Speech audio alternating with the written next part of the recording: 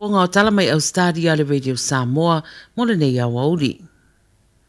E tō tele tangata wa whamnia ina le tausanga nei whailonga tawa loa mai le tupta mai tai Britania, a whailonga ino nasa soifoi Ausetalia nei, e a leile aso malolo i le tunu atoa. O le lisi tawa loa le tausanga nei au fiai tangata Ausetalia, e iwa sa lau iwa sepulurua, e au fiai le to ono sa lau ono sepuluiwa i le General Division, ma isi whailonga tawa loa ese, whaatawai le sao o ia tangata i le atunu. E mana o miona whaatuina se suafa o stasi anga waa mo ia whailonga tawaloa, ma iloiloina i lātou lo whea ngai malema ta whaioi, ma sira fo ia lātou ngā ruenga whai i le community, ma le atunu atoa. Na whaatanuina se sauninga i sini le so mo le tau au ino whailonga, mo i lātou o whamneina le nei tausanga, ma e telefo inisi o Porkalame Community ese Ausetalia o lo whanga solo i le so, i le aso malo lo whaptoa mo le tupta tai. O whatanuina sa whelo inga, whaarulunga o matanga ruenga o puipuinga le malo saina ma Ausetalia, pe ona ripatia le 9 News, ma lulua i teimile o whelo i ai tutonu o le toititi toru tausanga.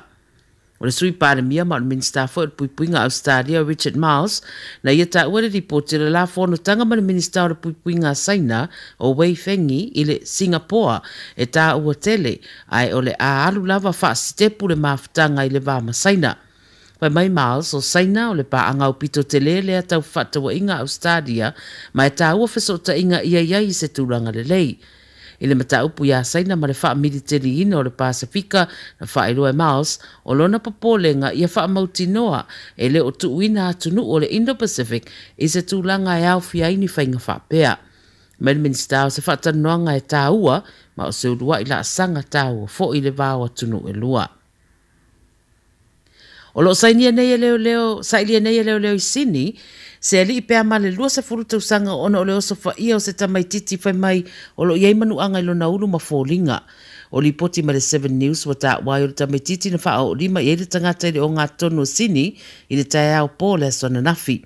Pai mai di poti le tamaititi na Savaliane ma na Woi Barracks Street i le city, po le toi kwata i le whae le waweau ai a matai ma se vevesi ma le tangata o lo sa i nei e leo. Wa wheta ua ina e leo na anga iane lea tangata matua, ma wha o lima le tamaititi ma wha o ngā se whangu, a ua a mata nei la ma su e ngā leo e sa i di ai, ai na tonga whitia le tamaititi ma o lo whata lia se isi di poti le tamai. O se tūlanga whanua noa o iei nei se tasi o ainga i Perth, o no le whaalaulawa na tūla i mai le whaeunga le vaiaso, a awhiai se tamaititi e ono tausanga o Jackson Donovan, le ana whaamuta le whaongaino le masini le wharemai ma maliwa i lava.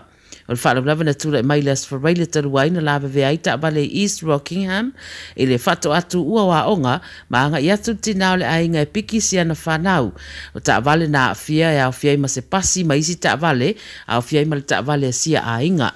Pa waweatu sta me titi le whare mai mai o le whala lawe peita ai e le ima whai o na wha sauina. Ta ue le ripoti e fōringa na mafua o na lawe vea ta vale o na o le whale tonu tau le soifua maloloina i se tasi o ave ta vale ono se furu whātu sanga le matua o se tamā le ana tong fitia le whare mai ma ua toe te ai tua. Tala mulimule se tala fia mo mātua whai ngā ruenga umai New South Wales i le public sector o nanga lautele na ua whola sia i le so se isi whainga whau le mālo e whātatau i le tutongi o parental leave po livi wha mātua. O le teminei a whai ngā ruenga uma mātua to o lua i le vaenga o nanga lautele po le public sector e na o le toa tasio i la ua ianga wa ai livi tutongi wha mātua ia po parental leave. Peita i la a matatu ia o ke topa o le a leto e whailonga ina le tangata o i la ua ianga waa o na o le a tau whaianga waa uma mātua to o lua i le lua vai aso tutongi o livi pe o na iei nei swinga mai le malo. Au fia i la tau e iei au onanga pe o whaia onga tau si mai fui mu maisi. O whaeroa fo i seisi swinga o le a wha umi ai le teimi ma whai o na ave ai parental leave mai le tasi le tausanga i le lua tausanga. O ni swinga o wataria le lei e le toa tele mai manatu nisi o se amatanga le lei fo i mai le whainga malo fo ma se wha mama venga mō mātua whainga wenga. Tala ia le Radio Samoa mai Ausetalia mō le nei a Sungafua. Radio Samoa. Taslima i watolu. Amo.